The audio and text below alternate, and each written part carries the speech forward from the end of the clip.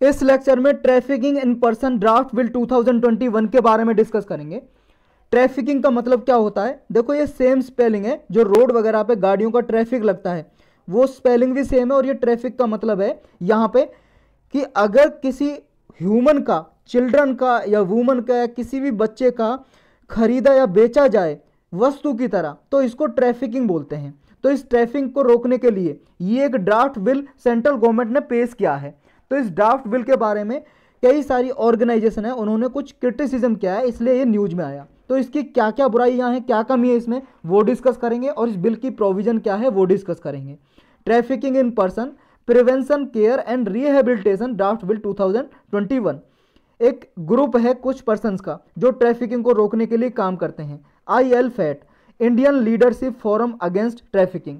इसने ministry of women and child development को return letter लिखा है, यानी कि एक लेटर भेजा है और कहा है कि जो trafficking in person prevention care and rehabilitation draft bill 2021 है, इसमें कुछ कमियां हैं और ये विंटर सेशन में पार्लियामेंट में रखा जा रहा है, पास किया जाएगा, तो इन कमियों को दूर करें, ये इसने बोला है। वो कमियां क्या हैं, क्या क्या इन्होंने बुराइयां की हैं, वो हम पढ़ेंगे। पहले इसकी प्रोविजन जान लें कि इसमें प्रोविजन क्या है, क्या क्या फीचर है इस बिल में।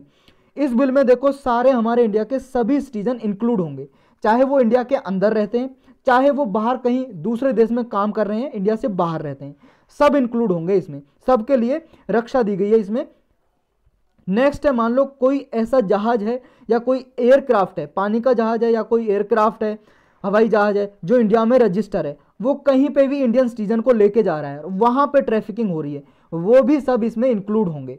नेक्स्ट है, कोई भी फॉरेन नेशनल है, जो कोई स्टेटलेस पर्सन है और हमारे इंडिया में रहता है, और जब वो क्राइम हुआ है, यानी कि जब वो ऑफेंस, अपराध हुआ है ट्रैफिकिंग का, उस टाइम पे वो इंडिया में रह रहा था, कोई विदेशी नागरिक यहाँ पे रह रहा था जब भी वो अपराध हुआ है, या कोई स्टेटलेस पर्सन, स्टेटलेस पर्सन का मतलब है उसके पास किसी देश की नागरिकता नहीं है, जैसे रोहिंग्या मुस्लिम है भाई साहब, म्यांमार से भाग के आ गए बांग्लादेश इंडिया में, उनके पास किसी की भी नागरिकता नहीं है, ना बांग्लादेश, ना म्यांमार, ना इंडिया, तो ऐसे पर्सन है, अगर उनके खिलाफ कोई ट्रैफिकिंग का केस हुआ है, यानी कि उनको खरीदा बेचा गया है, उनके साथ कोई भी ट्रैफिकिंग का कोई भी केस हुआ है, तो इस एक्ट के अंदर वो दर्ज किया जाएगा। नेक्स्ट है कि अगर क्रॉस बॉर्डर इंप्लीकेशन भी हो रहे हैं, मान लो इंडिया के बॉर्डर से पाकिस्तान में कोई ट्रैफिकिंग की गई, कोई ऐसा अपराध किया गया, वो भी सब इस लॉ के अंदर इंक्लूड होंगे। विक्टिम कौन कौन से कवर्ड होंगे, विक्टिम का मतलब जिस आदमी को ट्रैफिकिंग किया गया है, यानी कि ये ए आदमी को खरीदा या बेचा गया है, तो ये हो गया विक्टिम। विक्टिम, और जिसने बेचा है वो है ऑफेंडर, क्योंकि उसने अपराध किया है, अपराधी हो गया ऑफेंडर। तो ये विक्टिम जिसको खरीदा या बेचा गया है, ये कौन कौन से विक्टिम इसमें कवर होंगे, इसमें देखो चाहे महिला हो, वुमन, चाहे चिल्ड्रन हो, बच्चे, सब इंक्लूड होंगे। और इसमें अब देखो ये ट्रांसजेंडर भी इंक्लूड होंगे। ट्रांसजेंडर का मतलब है, मान लो कोई जन्म से लड़का पैदा हुआ बॉय, लेकिन उसने अपना जेंडर चेंज करा लिया और वो लड़की में बदल गया, ऐसा भाई साहब पॉसिबल है, साइंस बहुत ज़्यादा बढ़ चुकी है, कोई भी लड़का लड़की में बदल सकता है, लड़की लड़का में बदल सकता है। इसके ऊपर देखो अभी रिसेंटली एक मूवी भी आई है चंडीगढ़ का रियाज की, आपको देखने की जरूरत नहीं है, उसमें यही दिखाया गया है, एक लड़की पैदा होती है, वो अपने आप को, मतलब लड़का पैदा होता है, अपने आप को लड़की में कन्वर्ट कर लेती है, तो ये ट्रांसजेंडर होते हैं ऐसे। या फिर कभी कभी जो हिजड़ा होते हैं उनके लिए भी ये टर्म यूज कर लेते हैं, तो ये ट्रांसजेंडर, जो लड़की पैदा हुई लड़के में कन्वर्ट हो गया, या लड़का पैदा हो गया लड़की में कन्वर्ट हो गया, लड़की पैदा हुई लड़का में कन्वर्ट हो गया, ये भी सब इंक्लूड होंगे विक्टिम में, इस के अंदर, इस एक्ट के अंदर, अगर जब ये एक्ट बन जाएगा, अभी तो बिल है। और देखो पहले ऐसा होता था कि किसी को ट्रैफिकिंग के केस में तभी दर्ज किया जाता था जब एक प्लेस से दूसरे प्लेस में उसको भेजा गया है, मान लो दिल्ली से उसे, मान लो किसी और प्लेस में भेज दिया, कोलकाता में या किसी और प्लेस में, मेरठ में, किसी में, यानी कि जब उसका ट्रांसफर हुआ है तभी ट्रैफिकिंग समझी जाती थी। लेकिन ये प्रोविजन अब हटा दी जाएगी, ये प्रोविजन रिमूव कर दी जाएगी। डज अवे विद का मतलब है रिमूव करना, हटा दी जाएगी। अब इसकी जरूरत नहीं है कि पर्सन एक प्लेस से दूसरे प्लेस में गया तभी ट्रैफिकिंग समझी जाएगी। अगर मान लो दिल्ली में, दिल्ली से दिल्ली में ही बेचा गया है, तब भी वो ट्रैफिकिंग समझी जाएगी। अब पहले ऐसा नहीं होता था कि उसे अगर दिल्ली में ही है वो, तो ट्रैफिकिंग नहीं समझी जाती थी। नेक्स्ट है, इसमें देखो एक्सप्लॉयटेशन, इसको डिफाइन किया गया है। एक्सप्लॉयटेशन का मतलब शोषण करना, किसी को तंग करना, परेशान करना है। कि क्या होगा एक्सप्लॉयटेशन की डेफिनेशन, ये होगी, देखो एक्सप्लॉयटेशन में होगा, अगर कोई प्रोस्टिट्यूशन करता है अदर का, मतलब किसी से वो वैश्यावृत्ति कराता है, या कोई और फॉर्म है सेक्सुअल एक्सप्लॉयटेशन की, यौन शोषण करता है उसका, जैसे पोर्नोग्राफी करता है, किसी की असली तस्वीरें मान लो वीडियो जारी कर दी सोशल मीडिया पे, फेसबुक पे, व्हाट्सएप पे, या मान लो फिजिकल एक्सप्लोटेशन कर रहा है किसी का, या फोर्स लेबर, किसी से जबरदस्ती काम करा रहे हैं, सर्विस करा रहे हैं, या किसी से काम करा रहे हैं पैसा नहीं दे रहे, या उससे काम करा रहे हैं 200 रुपये का या 100 रुपये दे रहे हैं, ये सब आते हैं फोर्स्ड लेबर में। या किसी से स्लेवरी करा रहे हैं, गुलामी, या कोई भी कैसी भी फॉर्म है गुलामी की, स्लेवरी की, या सर्विट्यूड, या फिर फोर्स्ड रिमूवल ऑफ ऑर्गन, किसी की जबरदस्ती किडनी निकाल ली भाई साहब, कोई और बॉडी पार्ट निकाल लिया, तो ये सब ट्रैफिकिंग आएंगे। या किसी पे इलीगल क्लिनिकल ड्रग ट्रायल की गई है, जैसे मान लो नई वैक्सीन बनाई और किसी आदमी पे वो ट्रायल करके देख ली कि इस आदमी पे ट्राई करके देखते हैं कि इस आदमियों पे पर्सन पे काम करेगी या नहीं, और उसकी अनुमति ली नहीं गई, तो ये क्या समझा जाएगा, अब ये एक्सप्लॉयटेशन समझा जाएगा। तो बिना यानी कि उसकी परमिशन के कोई क्लिनिकल ट्रायल करता है डॉक्टर या कोई हॉस्पिटल, या इलीगल कोई बायोमेडिकल रिसर्च करते हैं, उसकी बॉडी पे कोई रिसर्च कर रहा है, मान लो वो तो गया अपना इलाज कराने और डॉक्टर उसका रिसर्च कर रहे हैं उसकी बॉडी पे, तो ये भी किस में समझा जाएगा, सब ट्रैफिकिंग में आएगा, एक्सप्लॉयटेशन में आएगा, ये एक्सप्लॉयटेशन की डेफिनेशन में आएगा। जो गवर्नमेंट ऑफिसर है उनको भी ऑफेंडर समझा जाएगा, ऑफेंडर मतलब अपराधी, अपराध करने वाले समझा जाएगा। इसमें सारे इंक्लूड होंगे, डिफेंस पर्सनल है कोई, मान लो रक्षा में, आर्मी, नेवी, एयरफोर्स के कोई पर्सनल है वो ऐसा काम करते हैं तो उनको भी ऑफेंडर, अपराधी समझा जाएगा। गवर्नमेंट सर्वेंट है, कोई सरकारी नौकरी करता है भाई साहब, डॉक्टर है कोई, या पैरामेडिकल स्टाफ है, या कोई और पर्सन जो कोई भी अथॉरिटी पे है गवर्नमेंट में। नेक्स्ट है पेनल्टी, सजा का प्रावधान क्या है इसमें, कितना पनिशमेंट दिया जाएगा। देखो कम से कम 7 साल के लिए तो वो जेल में जाएगा ही, ज़्यादा से ज़्यादा वो हो सकता है, और 10 ईयर भी बढ़ा सकते हैं इसे,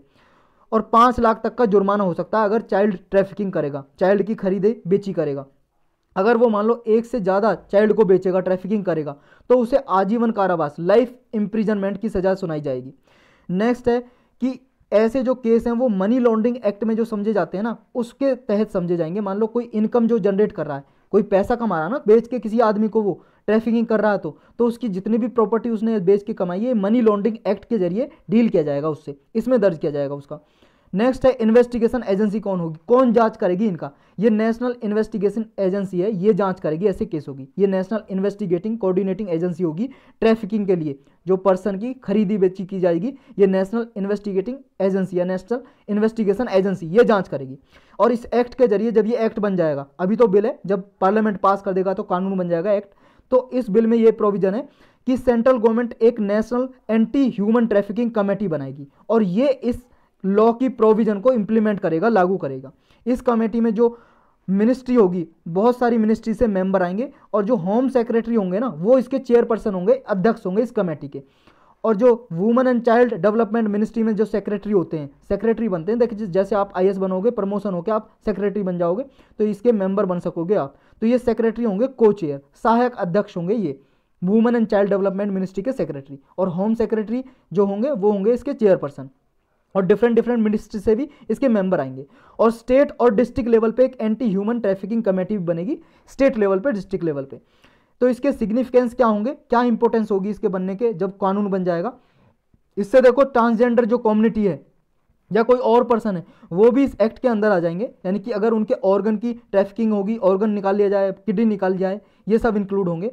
फोर्स लेबर, जैसे मान लो बहुत सारी कंट्री में लोग चले जाते हैं, हमारे इंडिया से बाहर चले जाते हैं मान लो, और उनका पासपोर्ट रख लेते हैं, जैसे मान लो सऊदी अरेबिया गए, उनका पासपोर्ट रख लेंगे कि भाई साहब आप 2 साल तक यहाँ जॉब करोगे तभी आपको भेजा जाएगा, नहीं तो 2 साल से पहले नहीं। तो ये सब फोर्स लेबर में आते हैं, तो अब ये भी सब क्या है, इंक्लूड होंगे इस लॉ के अंदर, समझ रहे हो। अब ऐसा नहीं हो सकेगा, तो ये जो कंट्री ऐसा करते हैं वो भी इसमें इंक्लूड होंगे, ऐसा उम्मीद जताई जा रही है। क्योंकि भाई साहब देखो आउटसाइड इंडिया का इसमें प्रोविजन था कि अगर कोई आउटसाइड इंडिया भी ट्रैफिकिंग होगी तो सब इसमें कवर होंगे वो सब। नेक्स्ट है इशू विद बिल। अब परेशानी क्या है, जो वो ILFAT था, ऑर्गेनाइजेशन ILFAT, उसने कुछ परेशानी जताई है। जो फोरम था ये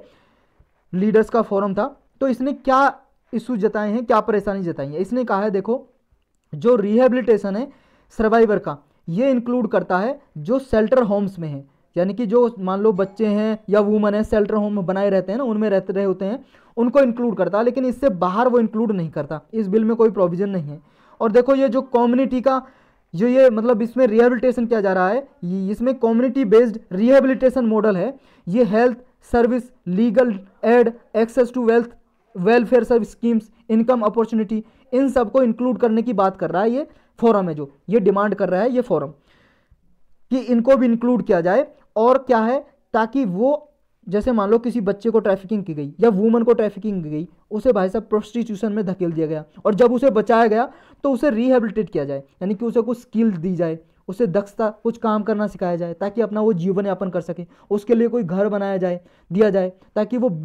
वापस जब आए इससे निकल के ट्रैफिकिंग से अपने किसी कम्युनिटी या फैमिली में इंटीग्रेट हो सके आसानी से। यूनाइटेड नेशन की रिपोर्ट के हिसाब से ह्यूमन राइट जो एक्सपर्ट हैं, देखो ये इंटरनेशनल ह्यूमन राइट लॉ है जो, इसके हिसाब से नहीं है, जो ये बनाया गया है लॉ में प्रोविजन है। और इस बिल में देखो ये भी है, ये सेक्स वर्क और माइग्रेशन को दोनों को कंबाइन करता है ट्रैफिकिंग के साथ। नेक्स्ट है, इसमें ये इसलिए भी क्रिटिसाइज किया गया है, ये क्रिमिनल लॉ पर्सपेक्टिव अप्रोच को मानता है इस लॉ के अकॉर्डिंग, ये ह्यूमन राइट बेस्ड अप्रोच और विक्टिम सेंटर अप्रोच को नहीं मानता ये लॉ। नेक्स्ट है कि इसमें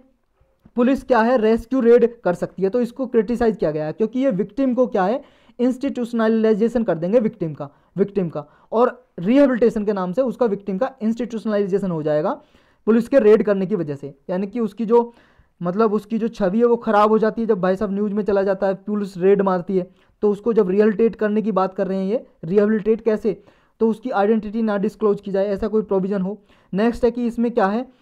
जो एक्टिविटीज़ हैं इसको पॉइंट आउट किया गया है कि ब्लैंकेट क्रिमिनलाइजेशन किया गया है एक्टिविटीज़ का, यानी कि जो ट्रैफिकिंग है अगर वो ट्रैफिकिंग से रिलेट भी नहीं करता कोई मामला, तो उस पर भी क्या है, उसको भी क्रिमिनल एक्टिविटी में रखा जा सकता है इसके जरिए, तो इसमें क्लियरली डिफाइन नहीं किया गया है। तो यही इस फोरम ने डिमांड किया है ILFAT ने कि क्लियरली कुछ प्रोविजन है उसमें उसको डिफाइन करो ताकि क्लियरिटी आए। नेक्स्ट है, अब देखो जो ह्यूमन राइट की जो ट्रैफिकिंग होती है, यानी कि ह्यूमन राइट का उल्लंघन होता है ट्रैफिकिंग के जरिए, ये इंडिया में क्या सिचुएशन है ह्यूमन ट्रैफिकिंग की, इसका डेटा है कुछ, एक देखो बॉडी है हमारे इंडिया में, नेशनल क्राइम रिकॉर्ड ब्यूरो, ये रिकॉर्ड रखती है कि कितना ट्रैफिकिंग हुआ, कितना खरीद बेच हुआ हमारे इंडिया में ह्यूमंस का। ये 2019 में 6,616 लोगों का ट्रैफिकिंग हुआ, 2018 में हुआ 5,788, 2017 में 5900, 5,900 केसेज आए ऐसे ट्रैफिकिंग के। और जितनी ह्यूमन ट्रैफिकिंग होती है ना वर्ल्ड वाइड, उसमें से इंडिया में 1/3 बच्चे इंडिया के ही होते हैं भाई साहब, और इनमें से जो जितनी भी लोगों की ट्रैफिकिंग होती है,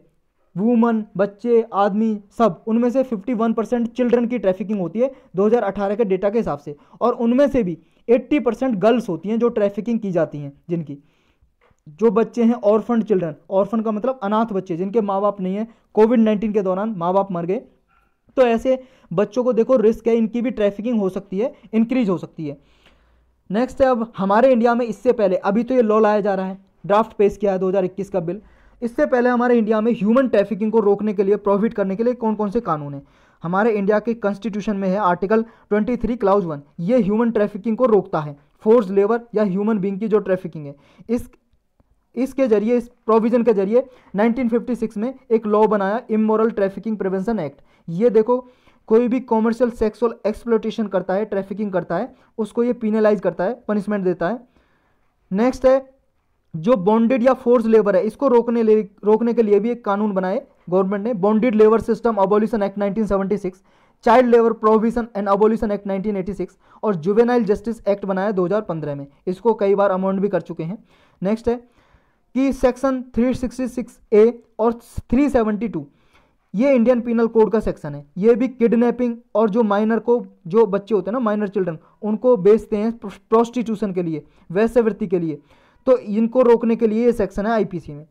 फैक्ट्रीज एक्ट है 1948 का, ये भी जो वर्कर है उनके अधिकारों के प्रोटेक्शन की बात करता है। अब इंटरनेशनल प्रोटोकॉल, कन्वेंशन या अभियान, कैंपेन क्या है इंटरनेशनल लेवल पे, देखो इंटरनेशनल लेवल पे है ये जो वुमन की, चिल्ड्रन की ट्रैफिकिंग रोकने के लिए, ये UN convention against transnational organise crime, ये कन्वेंशन हुई थी एक 2000 में, 2000 में, इसको प्लेरमो कन्वेंशन के नाम से भी जानते हैं, प्लेरमो कन्वेंशन के नाम से। तो ये वुमन या बच्चों की जो ट्रैफिकिंग होती है इंटरनेशनल, उसको रोकने के लिए काम करती है। एक मीटिंग हुई थी भाई साहब ये 2000 में, तब ये नियम्स बनाए, रूल। जो स्मगलिंग होती है माइग्रेंट्स की, लैंड के द्वारा, सी के जरिए, ए के जरिए, यानी कि पानी के जहाज के जरिए या हवाई जहाज के जरिए या कोई रेलगाड़ी के जरिए, ये प्रोटोकॉल है against smuggling of migrant. Next है एक universal declaration of human right 1948 के, जो मानव अधिकारों को बचाने की बात करते हैं। एक ब्लू हार्ट कैंपेन हुई थी इसके रिगार्डिंग, ट्रैफिकिंग के रिगार्डिंग। ये ह्यूमन राइट को रोकने की बात करती है, मतलब बचाने की बात करती है, प्रोटेक्ट करने की। और सस्टेनेबल डेवलपमेंट गोल है भाई साहब 2015 में, ये 2030 तक अचीव करने। 2015 में यूनाइटेड नेशन ने ये गोल रखे थे, 17 गोल ऐसे, 17 गोल सस्टेनेबल डेवलपमेंट गोल, उनमें भी ह्यूमन ट्रैफिकिंग को ये रोकने की बात बोली गई है। अब वे फॉरवर्ड में आगे सॉल्यूशन क्या हो सकता है? देखो जो इस लॉ की प्रोविजन है ना, उनको जुवेनाइल जस्टिस एक्ट है जो, या कुछ और रिलेवेंट एक्ट हैं बच्चों के लिए या वुमेन के लिए, उनके साथ कंप्लाई करें। नहीं तो डुप्लीकेसी हो सकती है केस की कि कौन से एक्ट में इसको दर्ज करें। तो सब प्रोविजन एक साथ मेल खानी चाहिए। और इसके इफेक्टिव इंप्लीमेंटेशन के लिए जो रूल बनाएगी ना गवर्नमेंट, एक मॉडल रूल की तरह होने चाहिए जिन्हें स्टेट गवर्नमेंट अडॉप्ट कर सके, और लूसिड और कंसिस्टेंस रूल होने चाहिए, बिल्कुल क्लियरली डिफाइंड रूल होने चाहिए, ताकि कोई कंफ्यूजन ना रहे, ताकि स्टेट गवर्नमेंट आसानी से अडॉप्ट कर सके और अपने स्टेट में अप्लाई कर सके उन्हें।